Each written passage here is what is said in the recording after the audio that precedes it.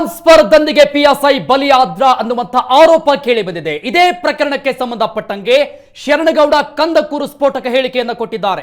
Gurmitkal ಇನ್ಸ್ಪೆಕ್ಟರ್ಗೆ ಲಂಚಕ್ಕೆ demand ಇಟ್ಟಿದ್ದಾರೆ.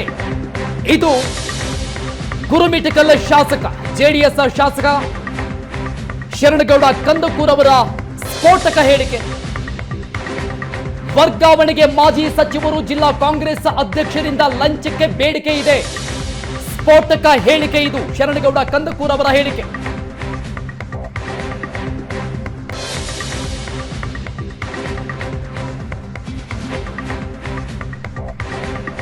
PSI Parashuram ಅವರ ಸಾವಿನ ನಂತರದಲ್ಲಿ ಅನೇಕ ಅನುಮಾನಗಳು ಮೂಡ್ತಾ ಇದೆ.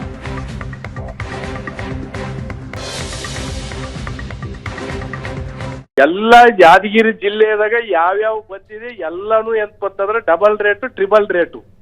ನಾವಿಂದ ಬಿಜೆಪಿ ಸರ್ಕಾರದಾಗ ಇರುವಾಗ ಎಂತಂದ್ರೆ ಜಾಸ್ತಿ ರೇಟ್ ಅಂತ ಹೇಳ್ತಿದ್ವಿ. ಅದಕ್ಕಿಂತ ಎಂತಂದ್ರೆ 4 ಪಟ್ಟು ಯಾದಗಿರಿ ಜಿಲ್ಲೆಯಲ್ಲಿ ಇವತ್ತಾಗಿರ್ತಕ್ಕ. ಈ ಖಂಡಿತವಾಗಿ ಈಗ ಗುರುಮಿಠಕಲ್ ಸರ್ಕಲ್ ಇನ್ಸ್ಪೆಕ್ಟರ್ ಬರ್ತಕ್ಕಂಥದ್ದು 35ರಿಂದ 40 ಲಕ್ಷ ರೂಪಾಯಿ ಕೇಳ್ತಾ ಇದಾರಲ್ಲ ಈಗ. ಈಗ ನಿನ್ನೆ ಎಂತಂದ್ರೆ ಗುರುಮಿಠ ಯಾವ್ದೋ ಎಲ್ಲಿಂದ ಎಲ್ಲಿಗೆ ಟ್ರಾನ್ಸ್ಫರ್ ಮಾಡಕ್ ಹೇಳ್ತಿದಾರಂತೆ. ಈಗ ಬೀದರು ಕಲಬುರಗಿ ರಾಯಚೂರಿಂದ ಗುರುಮಿಠಕಲ್ಗೆ ಬರೋದಕ್ಕೆ ಎಷ್ಟು 20-30 ಲಕ್ಷನ ಎಷ್ಟು ಕೇಳ್ತಾ ಇದ್ದಾರೆ. 35 ಲಕ್ಷ ರೂಪಾಯಿ ಒಬ್ರು ಮಾಜಿ ಸಚಿವರು ಕೇಳ್ಯಾರ. 40 ಲಕ್ಷ ರೂಪಾಯಿ ಯಾದಗಿರಿ ಜಿಲ್ಲಾ ಕಾಂಗ್ರೆಸ್ ಅಧ್ಯಕ್ಷರು ಕೇಳ್ಯಾರ. ಇದು ಪೋಸ್ಟಿಂಗ್ ಯಾರನ್ನ ಕೊಡ್ತಾರ, ರೇಟ್ ಯಾರು ಜಾಸ್ತಿ ಕೊಡ್ತಾರ ನೋಡ್ಬೇಕು. ಈಗ ನಾನು ಅದನ್ನೇ ನೋಡ್ತಾ ಇದ್ದೀನಿ.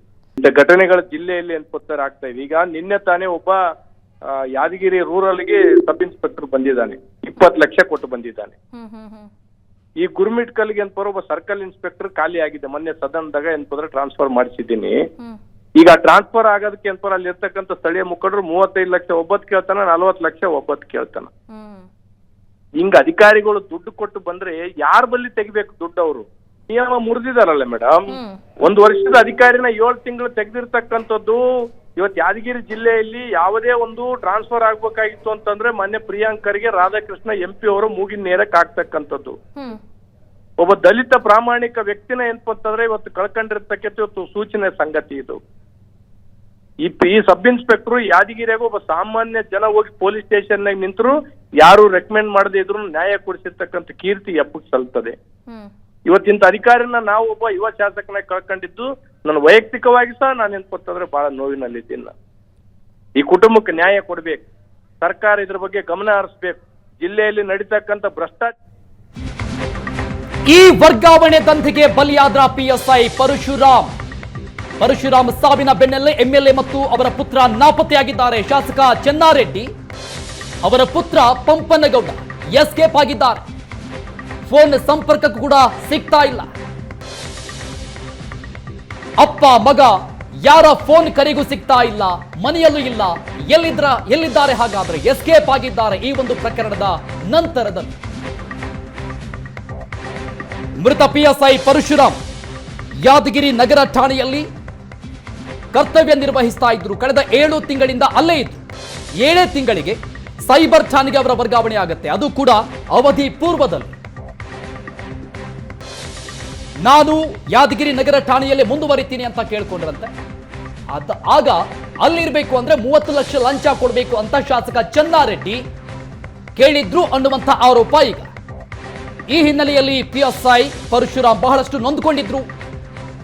ಅವರ ಪತ್ನಿ ಹತ್ರ ಎಲ್ಲ ವಿಚಾರಗಳನ್ನ ಹೇಳ್ಕೊಂಡಿದ್ರು. ಬಹಳಷ್ಟು ನೊಂದು ಈ ರೀತಿಯಾದಂತಹ ಸಾವಾಯಿತು ಅಂತ ಅವರ ಪತ್ನಿ ಗಂಭೀರವಾದಂತಹ ಆರೋಪ ಮಾಡಿದ್ರು. ಬೆಳಗ್ಗಿಂದಲೂ ಕೂಡ ಹೋರಾಟವನ್ನ ಮಾಡ್ತಾ ಇದ್ದಾರೆ, ನಮಗೆ ನ್ಯಾಯ ಸಿಗಬೇಕು ಅಂತ. FIR ಕೂಡ ಆಗಿರಲಿಲ್ಲ ಈ ಸಂಬಂಧಪಟ್ಟಂಗೆ.